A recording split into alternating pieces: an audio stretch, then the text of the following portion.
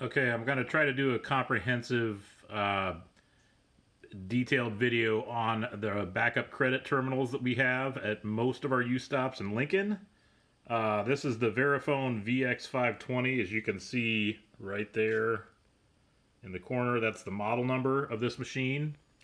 What I have done now is this is the screen that comes up once you've plugged it in and have done nothing. So say you have a power outage or something like that, this is what you're going to get after it finishes cycling up and doing what it needs to do once you plug it in or give it power. So the main thing that you need to know is of these choices, you're running this app called Elavon when you're running the application to run credit cards on this machine. So these function buttons on the side, F1, F2, F3, F4. F1 is nothing because that's the time and date that it has at the top, but it's corresponding with each one of these lines. So I'm going to hit F2 to load Elavon, and that's how you get to the main screen that you're able to take payments at that point. The other thing I wanted to point out is see this little CS button with a down arrow. Not sure if that's a CS, but let me see if I can focus on that. There we go. But anyway, that down arrow, what that corresponds to is these purple buttons on the side. So sometimes you'll have additional choices. So you see you have sale, phone order, and settlement, again corresponding to those function buttons. If I hit this button, I have more choices. So now I have all four of these, depending on which one I want to do, and yet more, and then more, and then I'm back to the beginning. So just because that's the only thing displayed on the screen at one time, if you see a function button like this indicated, there may be additional choices, so just keep that in mind for any menu. The first thing before I get into this that I wanted to point out is how this needs to be connected. So if I flip this over, you'll see you have two cords going in. In some cases at storage you have three. And let me undo this by getting this latch undone. And then you can see, I'm going to undo these. So, and just in case, you can see there is, but there, oh, right at the top, right here. It says SN, that's serial number. And then you give a serial number for each one of these that's unique. Again, there's the model number, the VX520. And so that way, if we need to identify this for any reason and can't get connected to it, that serial number can come in handy. Then moving on to the ports, you have your power, corresponds here, that's that barrel plug.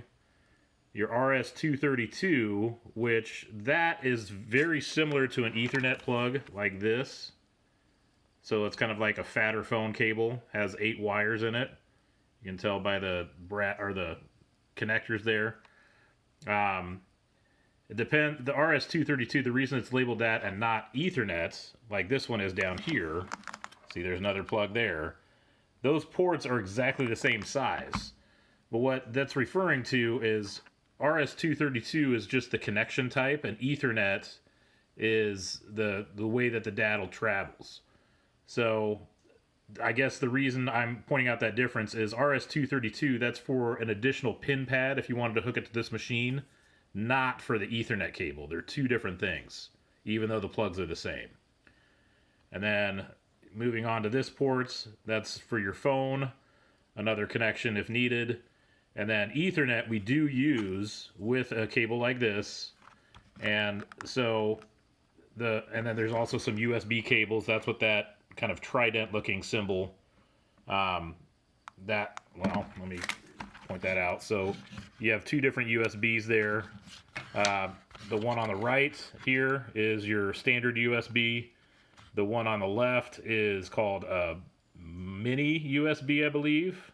It's either mini or micro, but they're common enough. We don't use those on either one of these machines though. So the only ports that we will use are power, phone, and Ethernet. RS-232 and the two USBs do not come into play for what we use this for. To the Ethernet jack. And that is, well, if I look at the port here, you can see the clip goes at the top. So I'm going to plug that in with the clip at the top. You can see the clip there. Try to do this with one hand, so it's kind of difficult. There we go. You can see that snap in place. You can even try pulling on that a little bit just to make sure that that clip keeps it locked. And then we want to put the phone cable in if we had one of those. That serves as the backup data line if the Ethernet fails to just this machine. In many cases at Lincoln, it comes out of the check machine and goes into this port. So it kind of daisy chains through the check machine and then plugs into this last. The power goes here. I'm going to flip this around so we can see this light up. Okay, so you can see those start lighting power to this machine. I'm going to see if I can dim down the brightness here. There we go. So at least you can focus on what the screen does while this is booting up. So all this is normal so far. It's just initializing the software for the device, but not for Elavon. Elavon is loaded on here, but you have to start up the software. So once this gets done loading, we'll get to that point where Elavon is a choice on F2, and then we can go ahead and choose that and start running different scenarios for what you can do with this machine. All right, the other thing I wanted to point out with this machine is you can only take major credit cards with this. That means Visa, MasterCard, Amex, Discover. You cannot take things like Intevicon cards. You can't take Phillips 66 cards. You can't take various fleet cards like Wright Express and Discover, or I'm sorry, and what's the other one? Voyager. Those type of cards will not work on this machine. So it's only major credit cards. Now, having said that, if you have, say, a prepaid gift card and it has one of those major credit card logos, so if it's a prepaid Visa and it has a set amount, you can take that on this. So it just has to have a major credit card logo. It should work on this machine. So I'm going to hit F2, corresponds with Elavon, start the Elavon app, which it says right there, activating app. And now we have our standard home screen. So what I'm going to do is I'm going to run through some scenarios with various cards here and show you how all that works. Okay, so for my first example here, I'm going to choose sale. And I'm going to choose just a penny. We can just show an example of this. So 1 penny. Then I hit the enter key. Says yes or no.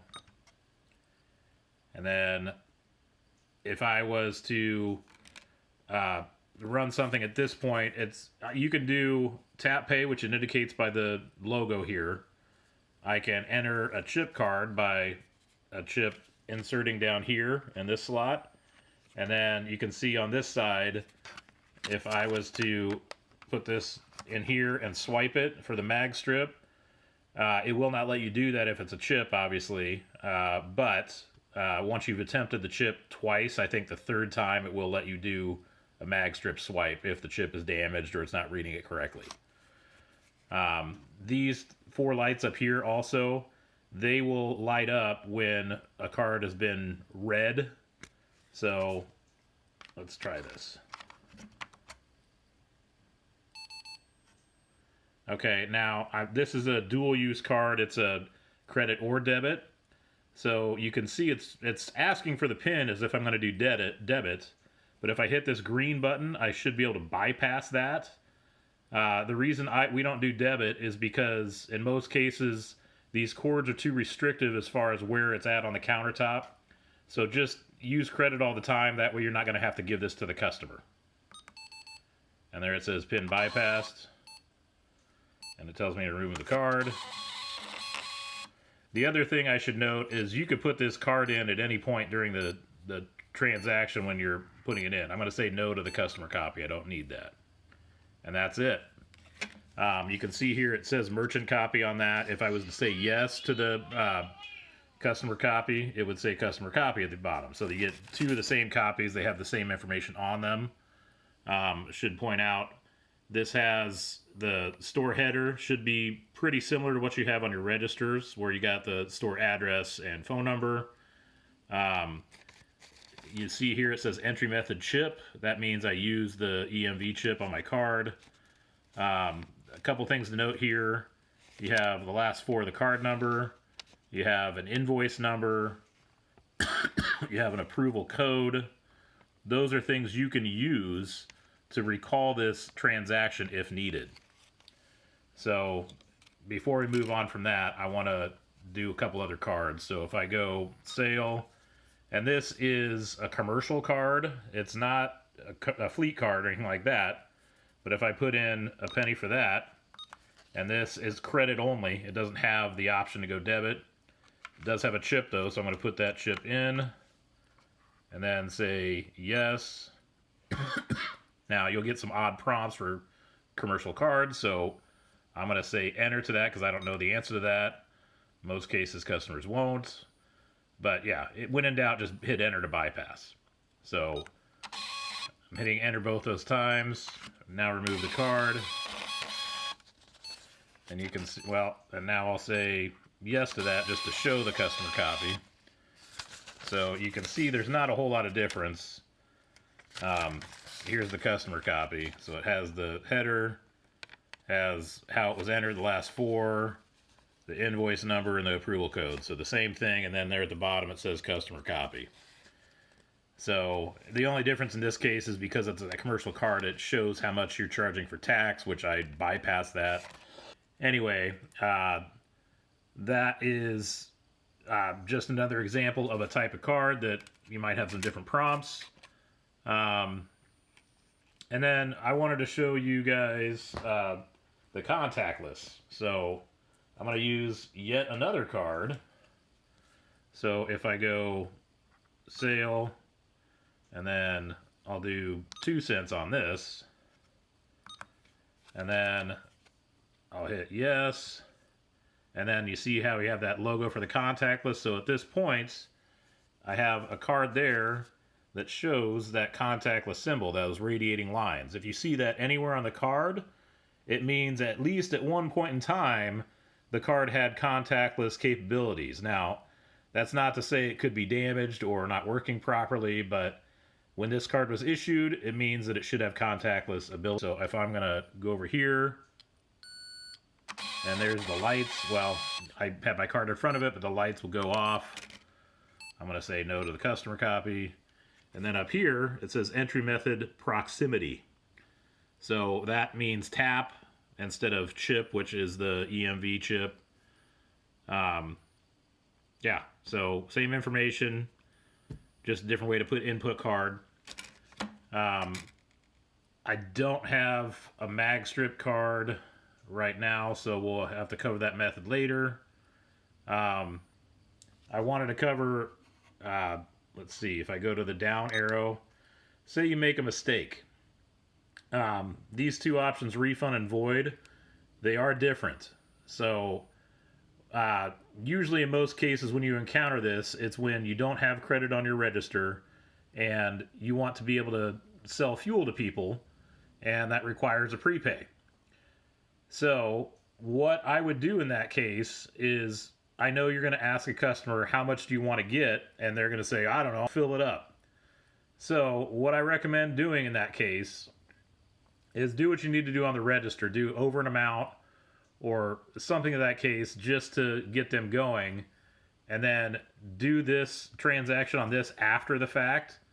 And the reason I say that is because if you do a void, meaning that, you know, the whole transaction is gone at that point, that just basically nullifies the transaction done beforehand. If you do a refund and it's just a partial credit, what that does is it charges us as a company twice a percentage for each, not only just for the original sale, but also a percentage for the refund, because they're both considered transactions. So you can do it, but that just is going to cost us more, and there's no need. because if you just wait until you know what they're going to be charged in the first place, do it that way instead. So yeah, void costs us nothing extra for a transaction. Refund does. So I'm going to demonstrate a void. So if I hit void, then it gives me the option for the last transaction. So I'm going to say no to that because I've done a few here. So it gives you a couple options. If I say no, then it says, how do you want to find this? By invoice number or account number? Well, if you look at the receipt, I have the invoice numbers right there. That's number 3. And then the other option is the account number, which is going to be the last 4 of the account, or yeah, the last 4 of the card number. So I'm going to say account. I'm going to enter that in.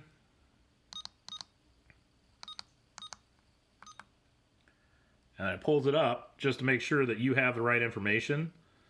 So if that's only last 4 of the card number that comes up with any transactions on here, it will. It just want to make sure that you check all that. You can't hit the next. Well, there's no other information. So I'm going to say yes, this is correct. So hit F1. And then you can see the receipt looks exactly the same. Hit no to the customer copy again. But it has this void sale line, meaning that that 2 cents is negative.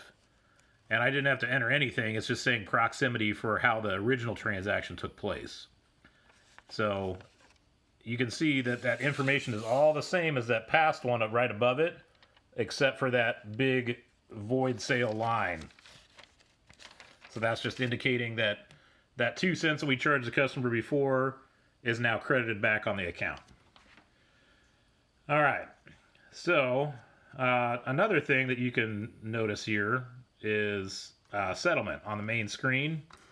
So if these are set up to auto settle at 4 a.m. every single night, so you should never have to worry about this. In a few cases, if something's not connected at the time of that automatic close and it's saying batch close needed before you can do a sale, something like that where we need to unlock it, that settlement will probably be necessary. We'll get back to that. I want to do a couple more sale-wise things. So let's say the phone order here.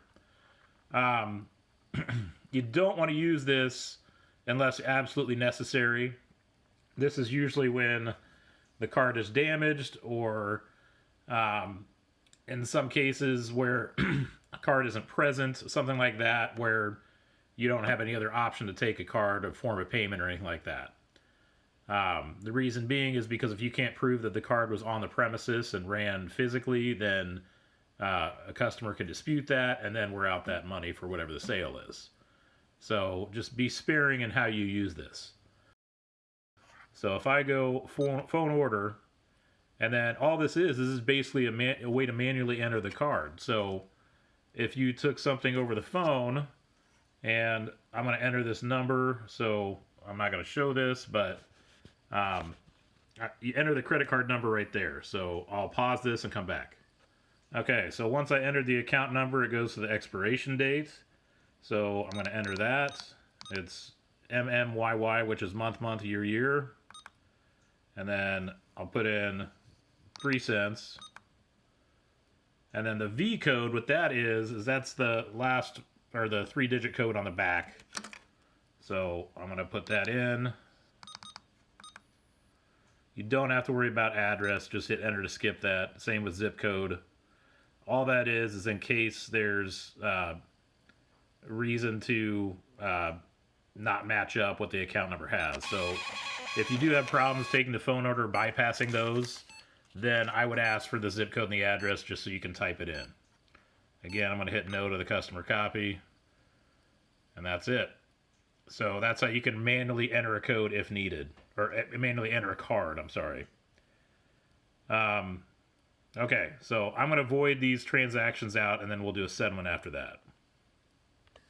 Okay, one last thing for this. Even though I encouraged you not to do a refund, I'm at least going to show the process so that way you guys know. It's pretty similar to a void. Same deal. So if I hit the down arrow here and I hit refund, then it'll ask for this password. This is 1 alpha alpha 66831, then enter. So my amount of the refund is I'll say a penny, because the transaction I'm going to do, it's 3 pennies. So if I hit that, then hit yes.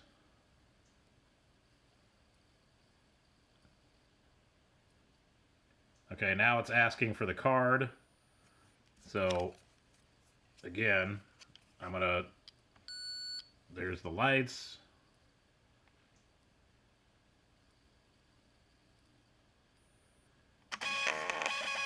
So, as you can see, I had to enter that card number again. So, you don't necessarily have to refund the same card.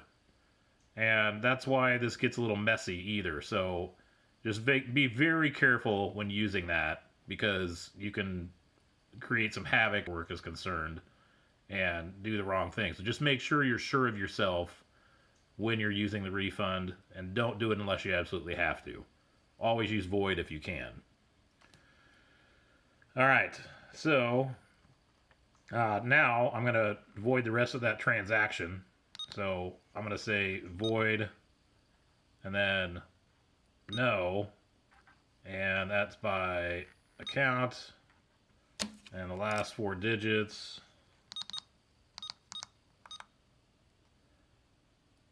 And that's what's left, because I had a 3-cent sale and now it's been refunded a penny. So I'm going to say yes to that. Oh, never mind. That was the wrong. Okay. I picked the wrong one. So we're going to say yeah, or start that over. So if I search through here. Okay, so I'm looking for this one. It was 3 cents. Invoice number 4. The reason that happened is because the previous one was using the same card. So I'm going to search by invoice number instead this time. I'm just going to look for number 4. So if I go back to this and hit down, hit void, no to last transaction, invoice, it's number 4, hit enter, and it still says 3 cents. So you can see I've refunded a penny already. So if I say yes to that, then I not only void the 3 cents that I charged them originally, but they also have a refund for 1 penny as well. So we're actually giving them a penny at this point. The way that we can get rid of that is by voiding the refund. And let's look at that transaction. So you can see the refund has a different invoice number. That's number 5.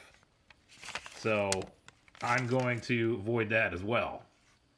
So if I hit down arrow, void, no, invoice 5, and it shows there refund penny, so yes. Okay, and then I don't need a customer copy, so you can void refunds as well, just to distinguish the difference between the two. The other thing I wanted to note here is if I go down further and go to, I think it's card balance inquiry, and then prepaid inquiry. I have a card here that is a Visa card, but it's a prepaid gift card. So you can see I have $53.75. It prints it right there on the card just because of who issued it. I have an expiration date. I covered up the account number, and then I have a CVV code as well. There is no chip on this. There's no contactless either. So the only way I can insert this is by mag strip.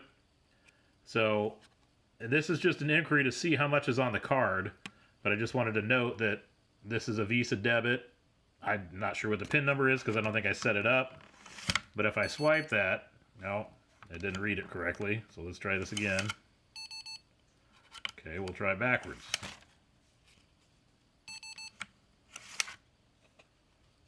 Okay, so it's not reading my card.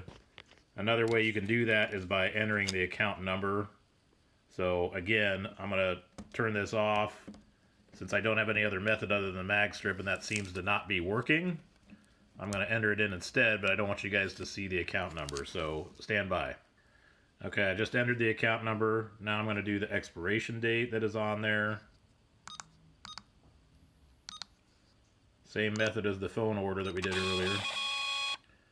And then it says approval, but this is just an inquiry. So again, that shows what a balance that I have on the card. So it just indicates that that matches here. So I haven't used this card yet. Has the same balance, but you can tell that because this is a Visa prepaid card, you can do a balance inquiry on that and find out how much is on the card before trying to charge it. Another thing that comes in handy here on a lot of issues where, say, you have a customer that says, I came in, I don't know, let's say a month ago, and I need a receipt for something I bought and I forgot to get one. Well, that's obviously not going to work on the point of sale. If you can't get a detailed report on either PDI or the Verifone reports, which is not likely for that period of time, there is one option you can use with this. So if they just tell you they need a receipt for expense purposes or just something to turn in, whatever, what you can do is the home menu, when you're just like this, hit the number 9 and it says cash receipt. So I'm just going to make something up and say this person got $5.32 worth of stuff, and then you hit the enter key, and it just, all it does is it prints a receipt, and that's it. So this looks more formal because you have the store header, contact information, date and time, even though this is later, but that way that person, you can give them this to have something to turn in for expenses if needed. And that's not going to affect your batch or your settlement or anything on this machine for your actual sales in any way. It's just printing a receipt for whatever amount you choose to type in. That's all it is. So it doesn't affect any other thing on your backup credit here. The other thing I wanted to note is it's 3. That's paper feed. So you can feed more paper by hitting 3. If you hit, now this is another one that confuses a lot of people. Say you start entering numbers before you put the card in or hit sale. If you do that and you hit the 8 first, you see this where it says lock keyboard. If I accidentally hit enter to this or something, or somehow get this to say yes, then it says keyboard locked at that point.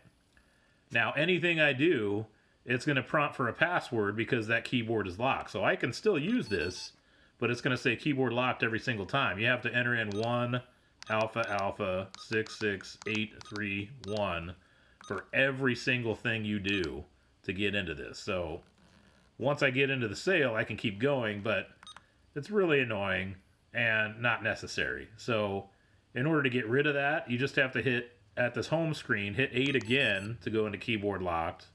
Then 1 alpha alpha 66831, and then now to lock keyboard I want to say no, which is F2. And now if I hit sale, I don't get that keyboard locked anymore. That's just how to get rid of that if needed, if that got hit on accident. The other thing, this 6 button here, this is quick setup. 1 alpha alpha 66831. You shouldn't need to do anything with this, but if there's something that gets screwed up and we call you, that's one thing we may want you to do is from that home menu hit 6, and we'll walk you through the rest of this if needed. The thing that's nice about this is I can get communications and hit view, and that comm server tells me that it's using the Ethernet first, and then if I hit next, the backup is using dial, which is the phone line. Now, those can be switched. We've done that in a few different cases, if needed.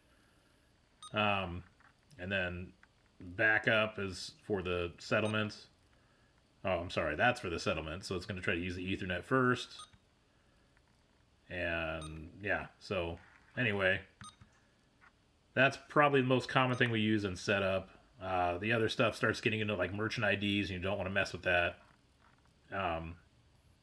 Anyway.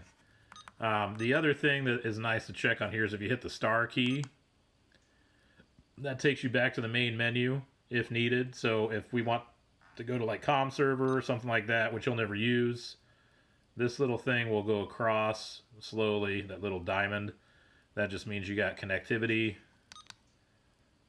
That gives you your IP address. These are all set up dynamically. Oh, yeah. Dynamically meaning, see how that says DHCP? That's dynamic for IP grabbing. Again, hit this arrow so you got a MAC address if needed. It says you're connected. And you can print all this by hitting this button if you want to. Awful lot of information as you can see though, so I don't want to do that. Alright, so this is if I wanted to switch how this gets out. So I don't want to do that, but if I want to switch from Ethernet to the phone line, repairing. So again, you're not going to have to mess with any of this unless we call you and we need to do something to change if it's not working properly. So anyway, just wanted to show that. To get back out, hit the star key again, and then Elavon as F2, and then you're back in. So I've shown you how to do a sale, a settlement, or I haven't done the settlement yet. Let's do that. So settlement, like I said, this usually happens automatically at 4 a.m. If for whatever reason you have like a power outage and this didn't take place, or gets disconnected or something of that nature, then choose that 1 alpha alpha 66831, and it tells you what the total is, which the reason that's 0 is because I voided everything that I've done to test so far. So every single sale's been voided out. That's correct. So I want to hit enter to confirm. Enters the green button. By the way, if you want to go backwards and not start over, this back button is helpful. The same thing is true with when you're typing in passwords. You can see all the lettering here, just like an old school phone. It's if you wanted like a Q for whatever reason, you hit 1 and then alpha once, and that changes to Q. Alpha again changes to Z. Alpha again changes to a dot. And then the same here, 2 is A, B, and C, and so forth. So anyway, that alpha key basically changes this to whatever the next character is associated with that button. Anyway, settlement successful, it says. And that's it. That's all you need to know about the VX520 that we use for backup credit in Lincoln. Now, I forgot one thing. So, if you need to load paper in this, I'm going to show you that. So, you can see this little diagram here. You lift this up where that diagram is, and you can see how the paper is fed in there. So if you run out of paper, you're going to have more than likely a little plastic black core that will just be sitting in there with no paper at all. Make sure to remove that, because the next time that you put a new roll in, that won't fit properly. And then if you happen to get paper rolls that fit for the width, but there's too much paper on it and this can't close, then just pull some of that paper off until it will fit. We've had to do that for a few different types of paper that we've ordered in the past. The other thing that's important about this is this has to be thermal paper, and you want the paper to fit up this way so it rolls toward the rest of the terminal when you close it. And again, that is shown on this diagram here. So now what I usually do when I have fed the paper, okay, so once you've loaded the paper, if you need to reprint is this third op button here on the pink, even though it doesn't indicate it's there. So you can hit that, and again, it'll ask you last receipt or any receipt. So just to indicate this, I'm going to say any receipt. And, well, it says empty batch because I just closed the settlement, but what I was getting at there is if you go into, like we were doing with void sale and refund sale, it's going to ask you for things like the invoice number, the last 4 of the card number, or the approval code. You can search for that if you need to reprint whatever, and then typically it will ask if you want a merchant receipt, a customer receipt, or both. So you can choose it at that point. Obviously, I've closed the batch here because I settled, so there's nothing to reprint. It's done at that point. So anyway, that should take care of everything that we need to know about this. Okay, there's your reports if needed.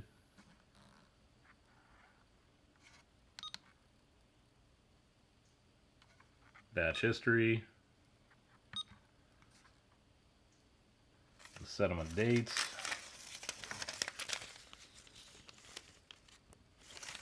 This is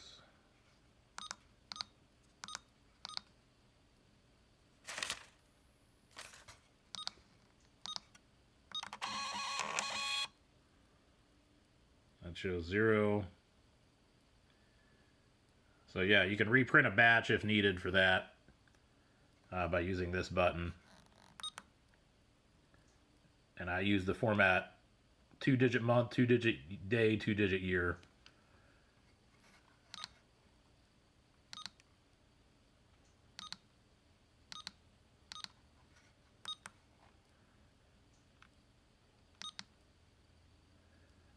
And then there is a tip adjustment here. I don't have any sales on this, so I don't think I'm going to be able to do anything. Okay. So I don't know if that would work or not, but I don't think there's any cases where we would need to put that in. But just know that it's there. Anyway, that should cover all the VX520 stuff. And any questions, email it@ustop.com. Thanks.